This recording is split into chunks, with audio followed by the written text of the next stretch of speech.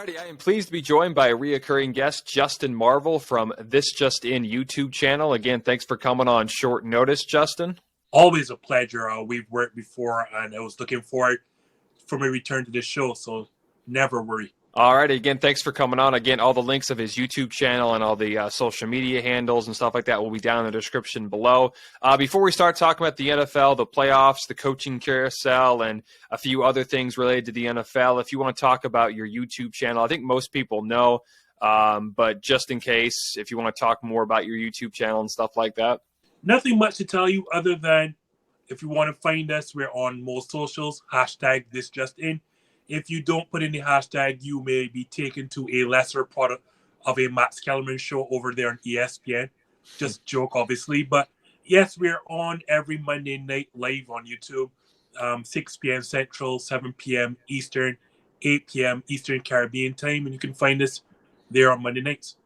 All right, again, all the links will be down in the description below. All right, let's begin. Let's first talk about the playoffs. Of course, you know, you're a big Packers fan. They unfortunately fell short to the 49ers. The one thing I took away was the offense played all right, but the special teams, I think, kind of hurt him because, of course, Crosby had that missed field goal at the end of the first half, and then, of course, the blocked punt that resulted in a touchdown. But who do you think was most to blame for that game against the Niners on Saturday? So I know it is easy to point fingers at Aaron Rodgers, and please believe I'm not here to give him a free pass. You can't be the likely four-time MVP and made this entire season about you, only scored 10 points at home, and then expect to avoid criticism. But you touched on it, JJ. The biggest problem on Saturday night was indeed the special teams, because all of San Fran's 13 points, you can point to a special teams blunder. The two glaring ones, as you mentioned just now, first, the field goal block at the end of the first half. That is 3 points. And then their only touchdown of the game came on a punt block with 5 minutes to go in the fourth quarter. That's a 10-point swing in a game that the Packers lose by 3. So I don't have to do the math for you there. And then when you look, there are 2 other special team blunders. Their first points on the game, those came directly after failed kick return coverage because Deebo Samuel takes the opening third quarter kickoff right up to midfield, I believe, and that's 3 points. And then on their game-winning field goal again, the Packers only put 10 people on the field. No, I'm not telling you that if there are 11 people on the field that they block the field goal, but you sure as hell not going to block it with 10. So like all 13 of their points, you can point to a specific Packer special teams blunder. Yeah, and of course, Rodgers he didn't play the best. I mean, the first drive was great, and then now that was basically it for Green Bay. But yeah, special teams seemed to hurt Green Bay, especially in the postseason. Of course, what happened in Seattle, and there's a few other instances as well. And let's just continue with the Packers. Do you think that was Aaron Rodgers' last game as a Packer? No, you asked me about the big elephant in the room. And yes, without a shadow of a doubt for me, I think Rodgers has played his last game in Green Bay. I think all right, this sounds bad me saying this, there is a chance he returns, but I think if you had to give me a percentage, I think it's 70-30 that he plays in Denver. I think Denver is the clear front runner for me, and I guess we'll touch on their recent coaching hire as to why Aaron Rodgers probably is going there. I think Denver is the clear front runner, and if he doesn't go to Denver, he stays. But you asking me right now, JJ, yeah, say he just played his last game in Green Bay, and we're going to see him in the blue and orange next season. And there's another interesting thing, too, and it looks like Denver's going to get rid of Drew Lock. I don't think they're going to bring back Bridgewater, even though I think Bridgewater did an all right job in his first year in Denver. But if he doesn't go to Denver and say he doesn't return to Green Bay, who do you think do you think like the Raiders maybe or I'm trying to think of a few teams. He's probably going to go to the AFC because the Packers aren't going to want to trade him to the NFC. Just look at how they handled the Brett Favre situation about, 10, 12 years ago. But who do you think else could maybe land Rodgers outside of Denver? I can't see it, JJ. Maybe I'm being blinded. I know a lot of people point towards Pittsburgh because of the scenario they have there with the good head coach, with all the wide receiving options, the running back, and that great defense. The issue is, JJ, in sports, like anything else, it comes down to relationships. And I don't know what relationship Aaron Rodgers has within that building. I know he has one with Denver in terms of John Elway, and now obviously their head coach in our former offensive coordinator, Nathaniel Hackett. So that's a clear and easy push. But the real reason I don't know about anyone else, it comes down to draft capital. Like, teams don't trade players for players anymore. Like, those days are gone. It is about draft capital. And when I look at it, some place like Miami, who needs a quarterback, because I'm not a Tua Tagovailoa fan, but they just got rid of their draft capital to move back up to 6 in the last draft to take Jalen Waddle, was it? Mm-hmm. So their draft capital is kind of gone. It just really makes sense in Denver. I don't know, maybe Las Vegas, but again, Derek Carr has proven that he is, capable, a competent quarterback. Maybe not good enough to contend with the Patrick Mahomes and Justin Herbert in that division. But again, when you look at Denver's scenario, I think they have 5 picks within the first 3 rounds of the next draft and $48 million of cap space. Rodgers just slides right into that. Head coach Nathaniel Hackett that he absolutely loves from his time in Green Bay. He has a personal relationship with John Elway. JJ, I honestly do not see any other destination than Denver. What did you think about the Broncos hiring Nathaniel Hackett? Were you a little surprised, or? Well, first thing, and this is not just his time in Green Bay, but there's an interesting article, I can't remember where I found it, of Nathaniel Hackett's time wherever he goes. He is a different human being, to say the least. So he's very upbeat. He's a player's coach. Wherever he goes, from Syracuse to Jacksonville, wherever he goes, he turns around the organization. At least he helps to turn around the organization. So I knew he was going to get a job. And again, we had a draft special on #ThisJustIn, and I told people from then that Aaron was going to Denver. So getting Nathaniel Hackett, because he was not the only Green Bay assistant that Denver interviewed. I'm almost certain that they interviewed with Getsky, who is our current quarterbacks coach as well. So the offensive mind that Nathaniel Hackett has been, on top of that, he's a player's coach and who's known for turning around franchises wherever he goes. It only made sense to Denver, if they believe they're going to get Aaron Rodgers, that you hire an offensive minded Nathaniel Hackett and one who clearly has a rapport with the quarterback that you're going after. And say the Broncos do end up getting Aaron Rodgers, and they're probably going to have to give up a lot of draft picks. But let's just say they go ahead and make the trade. How well do you think Denver will do, and do you think they'll even win the division? Or do you think they'll even win the division with them being in the same division as Patrick Mahomes and Justin Herbert and Derek Carr? I don't know if they win the division, but I know they'll be extremely competitive, simply because I think there's a stat I saw there. Denver had a top 5 scoring defense this season. And I think they're the first team to have a defense ranked that highly and miss the playoffs. I think they are truly a quarterback away from contending for a Super Bowl and putting Aaron Rodgers there. I know the division is tough with Patrick Mahomes, with Justin Herbert, but this is a team that was 1 or 2 games away from making the playoffs with substandard quarterback play from Teddy Bridgewater and Drew Lock all season. You put a first ballot Hall of Famer with the weapons they already have on offense with Jerry Jeudy and Courtland Sutton, Javonte Williams, Noah Fant. I think Noah Fant is just waiting to break out at that tight end position. You have Nathaniel Hackett as that offensive mind who will make that offense should I say, and then that top 5 scoring defense as I talk about. I don't see how they are not immediate contenders the moment that Rodgers touches space in Mile High.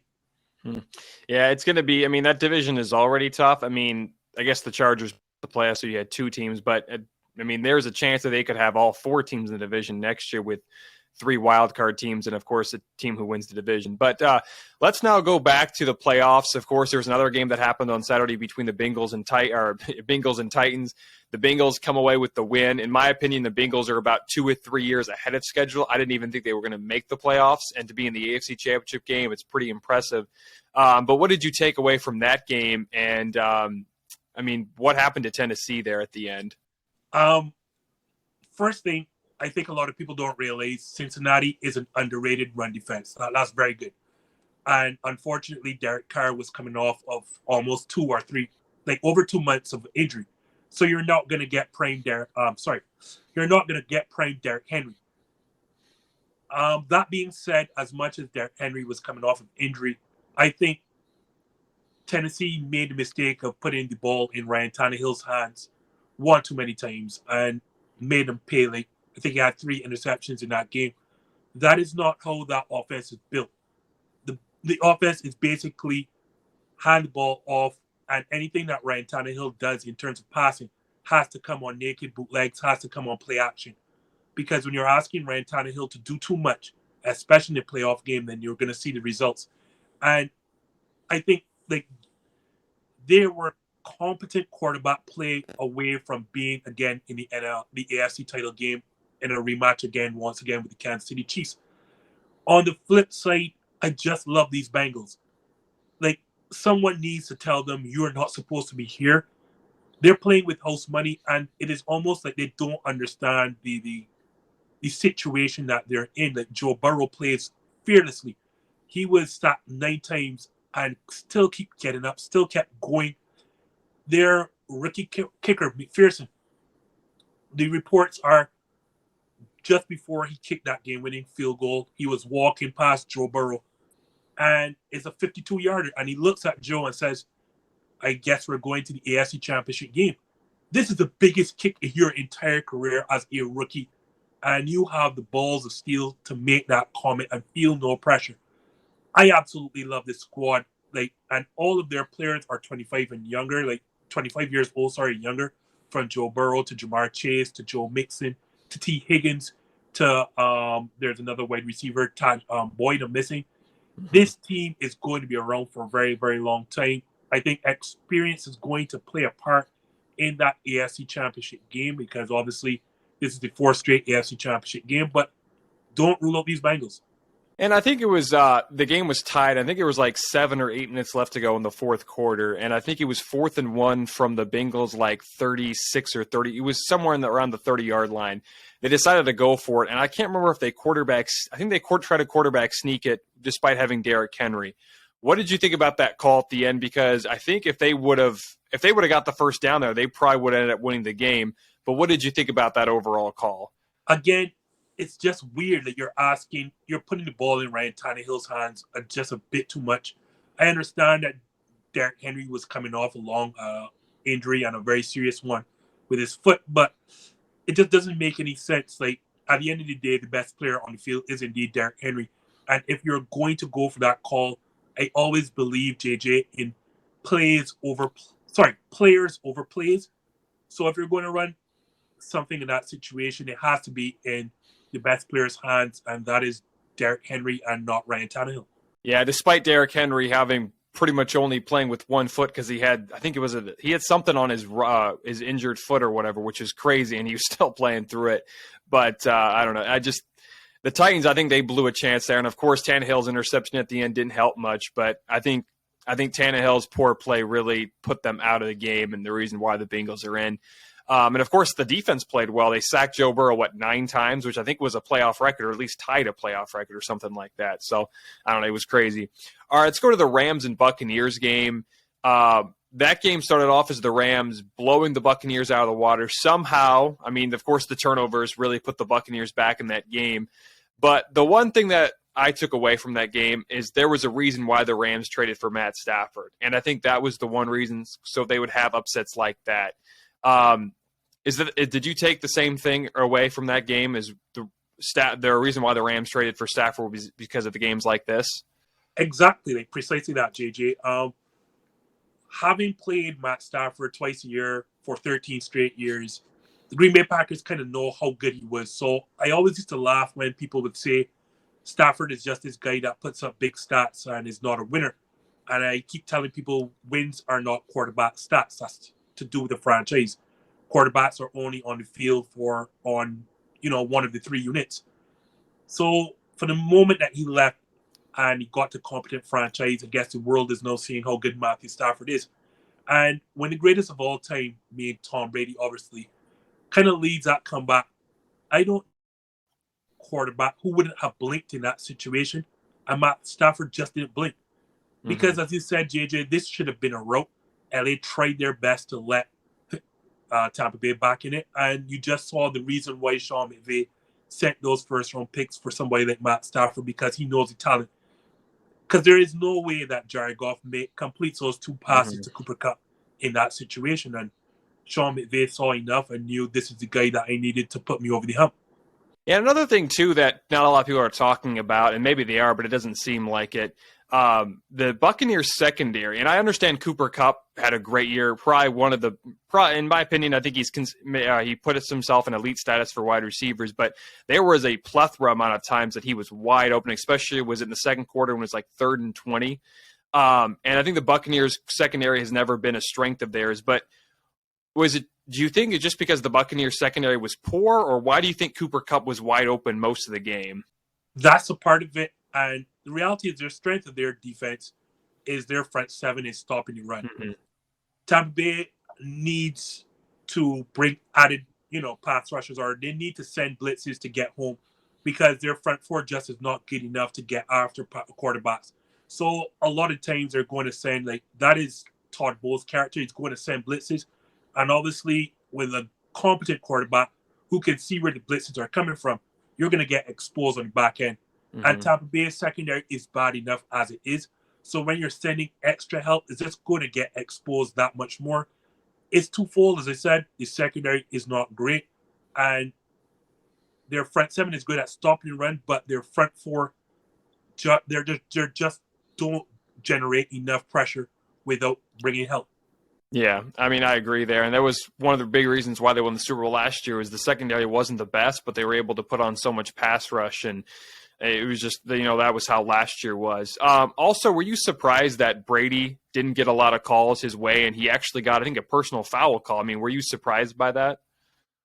I was surprised it wasn't called, but I wasn't shocked that the penalty that came after the reaction, I think he was just letting his emotions boil over at the point.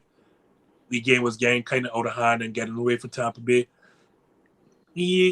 I'm surprised at no call with the high hit from, I want to say Von Miller.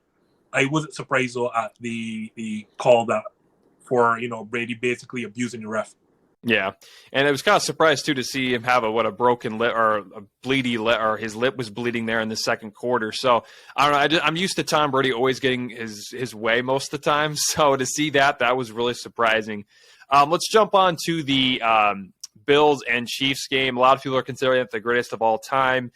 The Bills played well, but they gave the Chiefs too much time, and it's kind of crazy that 13 seconds is too much time, but. Did you think that was one of the greatest playoff games ever?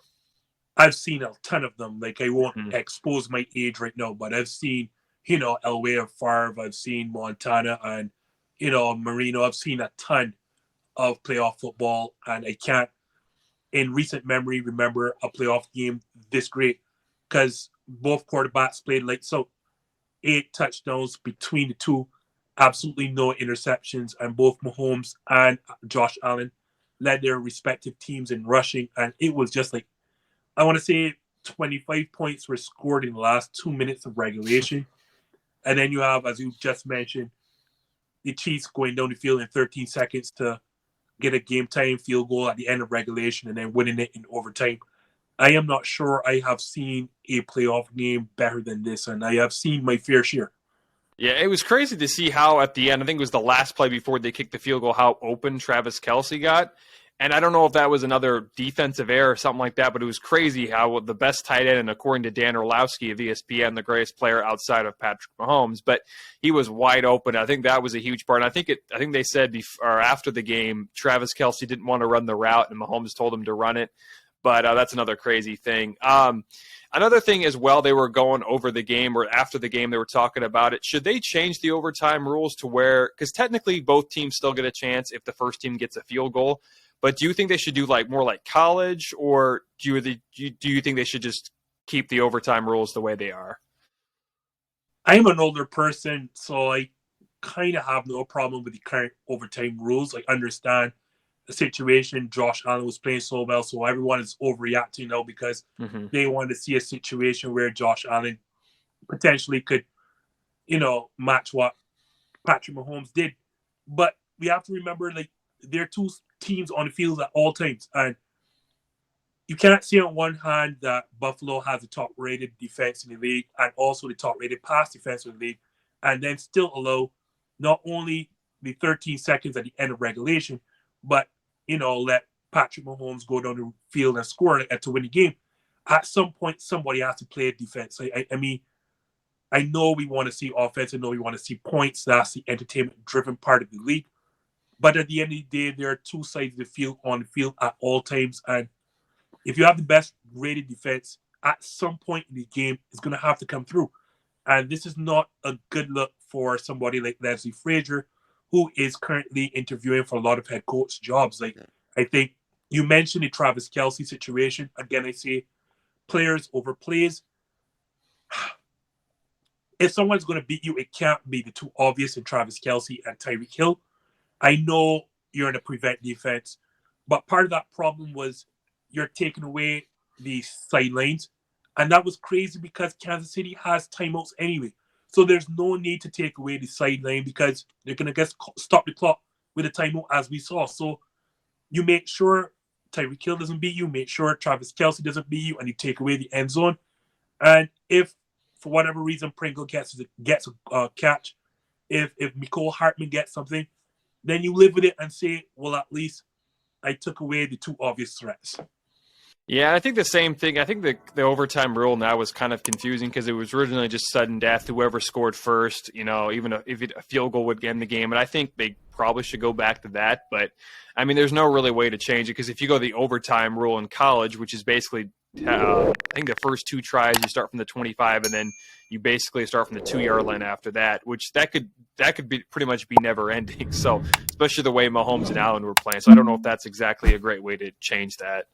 And as you mentioned about never ending, there's a point a lot of people don't factor in, and it's player safety. At what point do we start to care about these players? We push for additional games. So now we have an 18-week season. We push for an additional playoff game. So now, all of a sudden, now we talk about player safety, but yet we want essentially an extra period of football. It has to stop at some stage, and we have to actually care and stop pretending that player safety is not an issue. Yeah, I agree with that too. And it's I think the way they should just keep it the same way because it's just going to get more confusing. And I don't think there's any really right way to go into or to change the overtime rules. All right. So of course we got some big games this week, the championship week, of course, the Rams, Niners. We have the Chiefs and sorry about that. We have the AFC championship game. You're good. Between the Chiefs and Bengals and the Rams and Niners. Who do you like? Let's just start with the AFC. Who do you like, the Chiefs or Bengals? I don't know. Because the last time these two teams played, and I think that was week 17 with a lot on the line for both teams.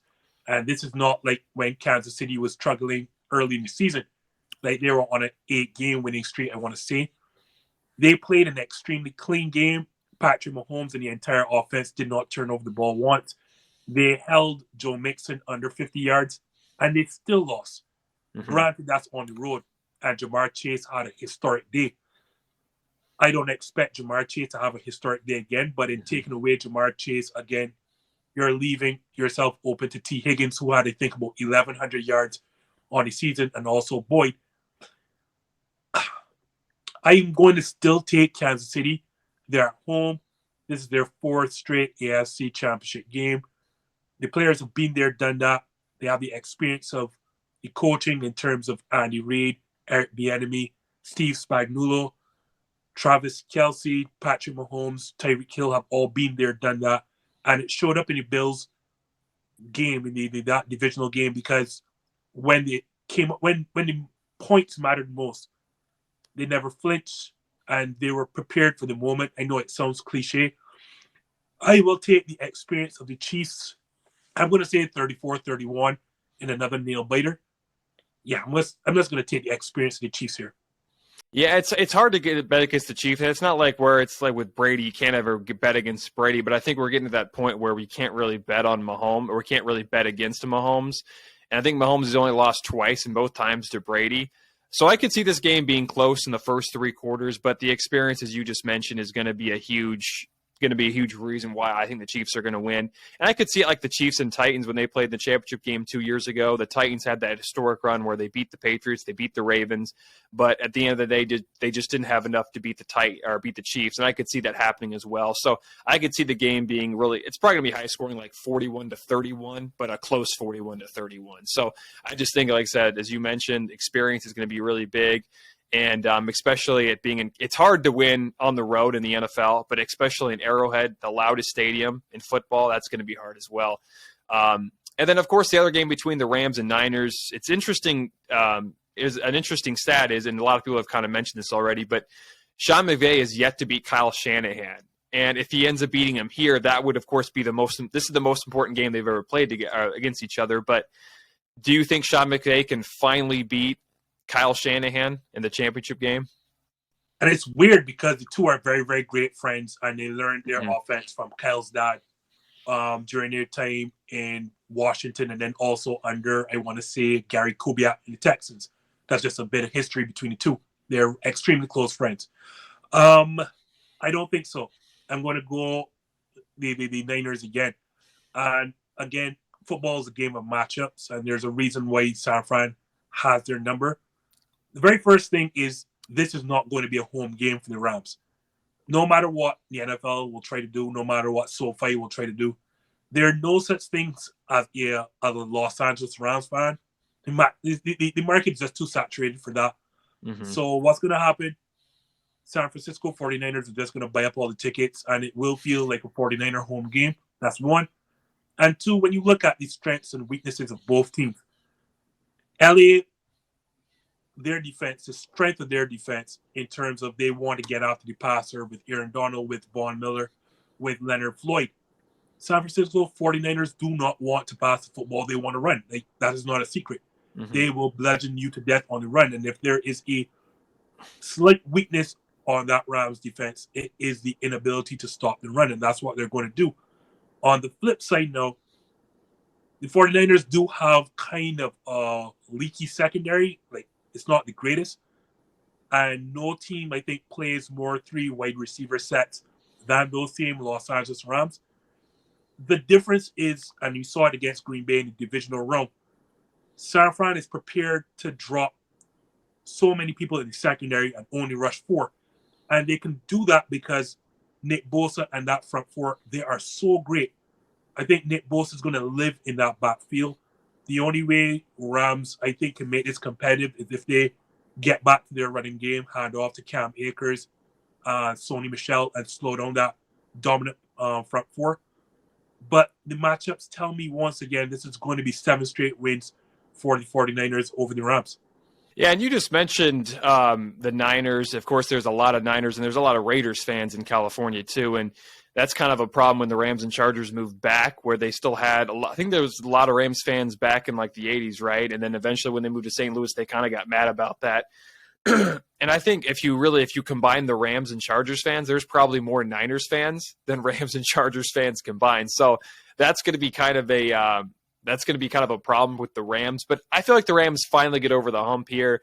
I just think with the Rams, how good they are with Matt Stafford. You got Cooper Kupp. Odell Beckham's been playing great right now. He's a free agent, I think, after this season. So it'll be interesting to see if he returns or how big a contract teams want to give him. But I just think the Rams are going to finally break through the Niners. And I don't know. I feel like I got more trust in Stafford than anything. And I don't know if I agree with. I don't know if I really trust Jimmy Garoppolo, but yet he's won. He could make his second Super Bowl, which is crazy. This is probably his last game with the Niners, or if they lose or if they win, of course they'll still have the Super Bowl. But I just like the Rams here, just because I think it's just because they have so much firepower, and I think they can finally get over the hump. I don't know what the score will be. I'll say like it'll probably be low scoring, or not low scoring, but not like super high scoring. So I could see like a 31-27 or maybe a 27-24 game.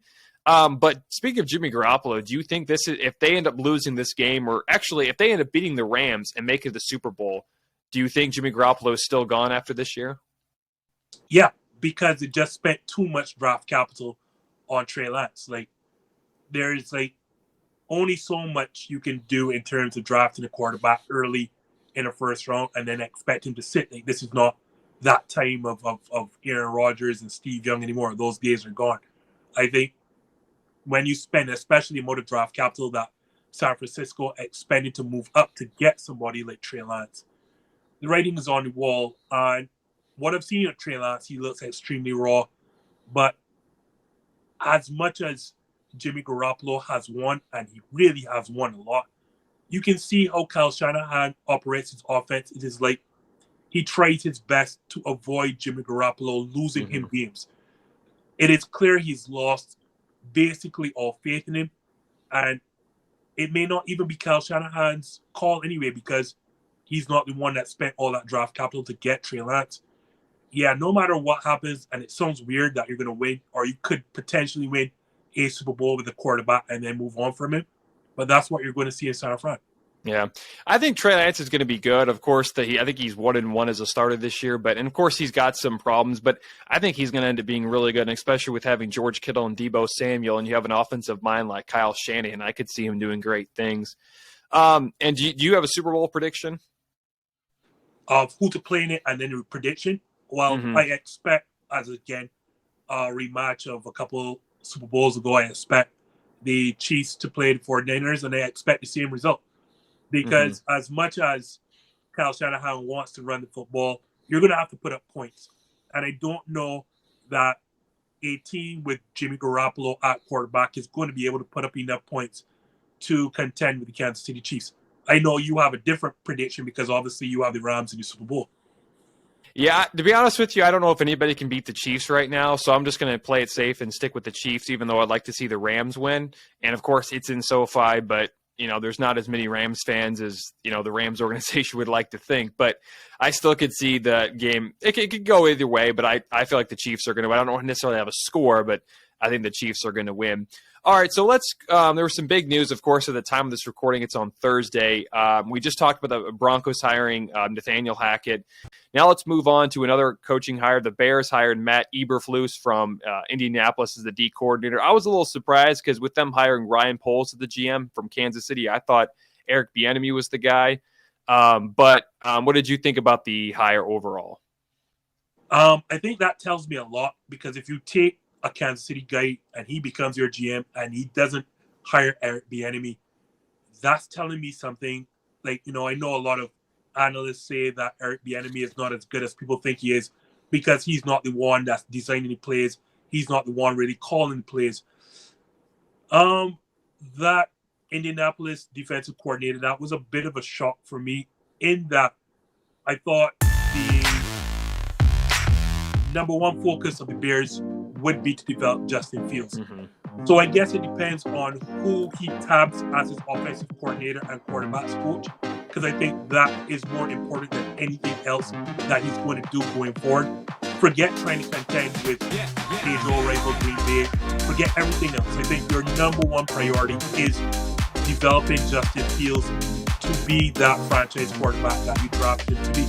So, I like him as a defensive coordinator. You never know how good a coordinator will be as a head coach until he becomes a head coach.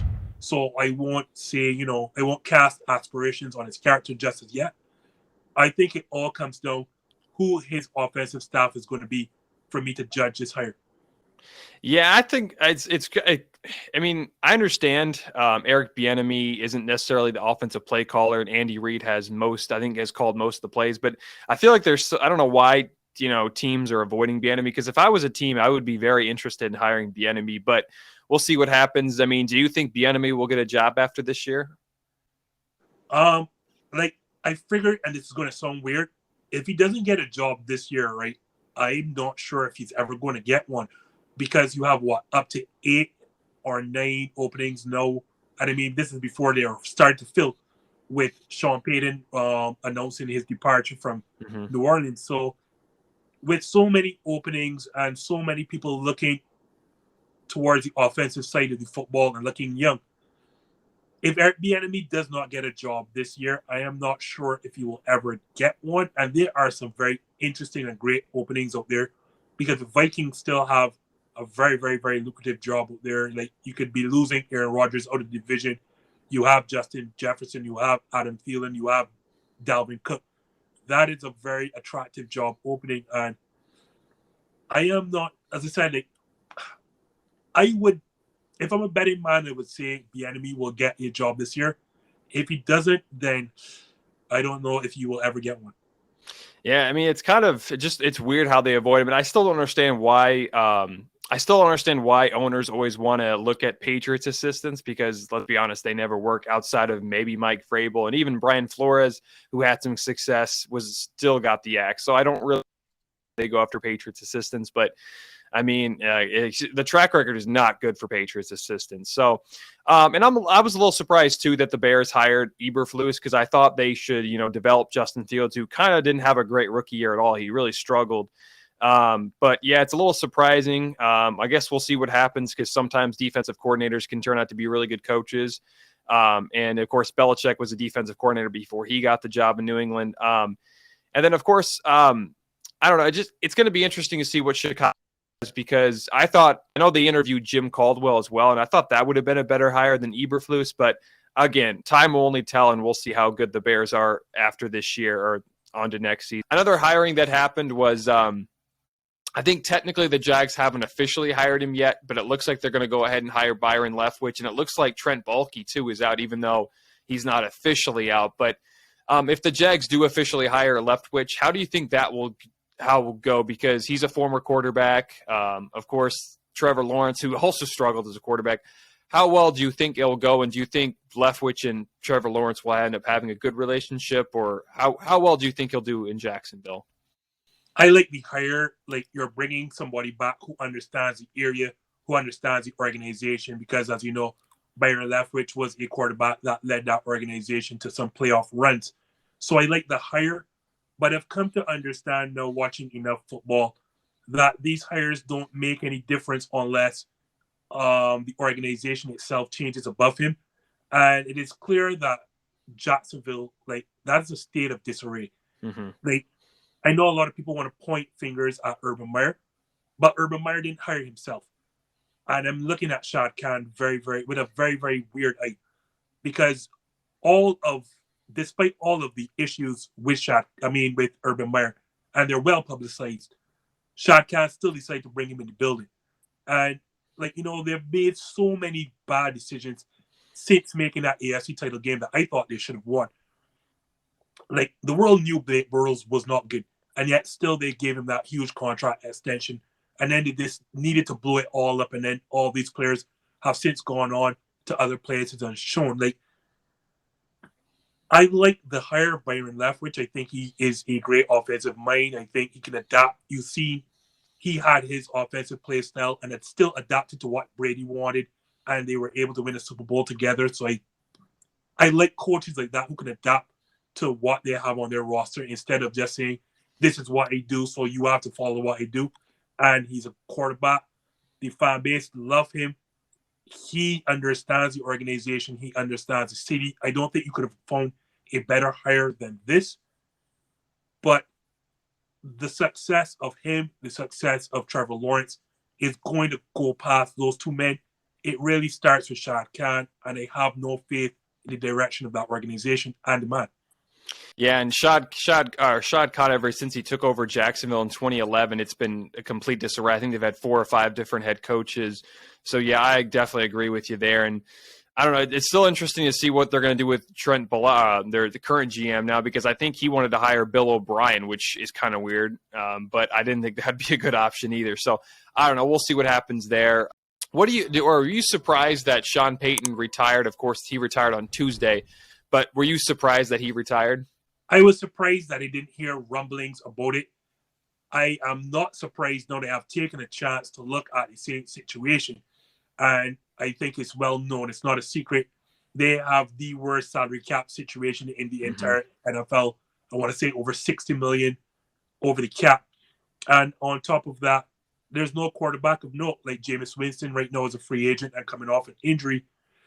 We all knew that Taysom Hill is not a quarterback, but I guess Sean Payton saw that firsthand. Like the cupboard is bare. I have told people since last season I do not expect Michael Thomas to ever put on a Saints uniform again. That situation was dire, and I get the feeling he no longer wanted to be a part of that rebuild, and I can't blame him.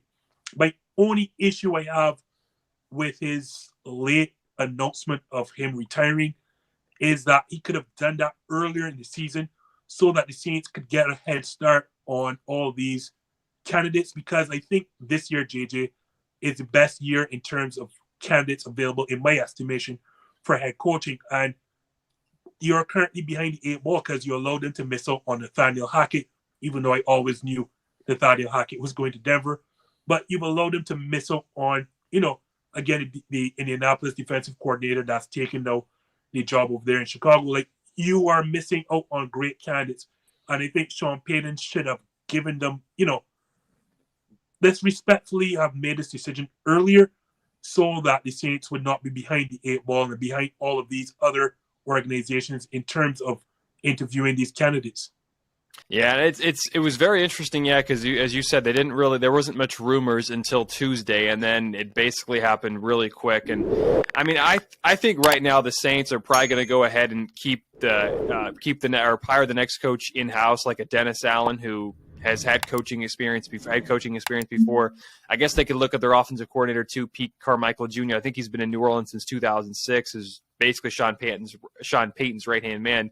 And again, thanks for coming on. I got one more question for you before we end the interview. Antonio Brown was released by the Buccaneers back in Week 16 or something like that. He's back in the news. He wants to play for the Ravens. I don't think the Ravens are going to sign him.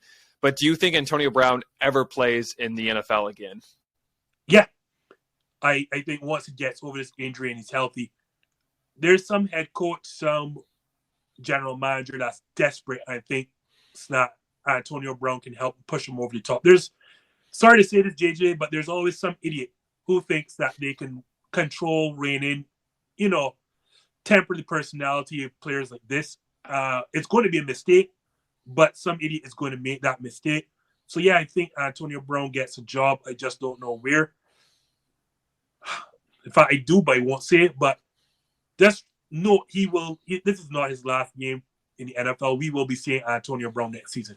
Well, the crazy part about it, like I just mentioned, the Ravens, he actually photoshopped of him in a Ravens uniform, which was crazy. And, of course, says he wants to play with Lamar Jackson next. I would love to see that happen, but I just don't think he's going to sign with the Ravens because I don't think John Harbaugh wants that. But I guess I think John Harbaugh, for the most part, listens to Lamar. So maybe if Lamar really tries to convince him, but I don't know. We'll see what happens there. Again, is there anything else you want to add before we end the interview? I just want people to enjoy football, enjoy the players as they last, and take note of whatever memories you have of Tom Brady, because I suspect that's the last that we've seen of Tom Brady, and we're going to hear an announcement after the Super Bowl that that's it for his 22 or 23-year career. But enjoy these greats as they last, as they're in front of us right now. And thankfully, we have great young quarterbacks to fill the space from, especially the AFC, with Patrick Mahomes, Josh Allen, Lamar Jackson, Justin Herbert, and it can go on and on. And Joe Burrow. How can I forget? Yeah. That's kind of crazy because I still think Brady's going to play one more year, but I guess we'll see what happens. He didn't look too confident after they lost to the Rams. So, all right. Again, thanks for coming, Justin. Again, don't forget to check out the YouTube channel, #ThisJustIn. Again, the links will be down in the description below. Again, thanks for coming on, Justin. Have a wonderful night and enjoy the rest of the playoffs and Super Bowl. I'll try my best to, but they're not in it, so I don't know how much I'll be watching. All right. Again, thanks for coming on.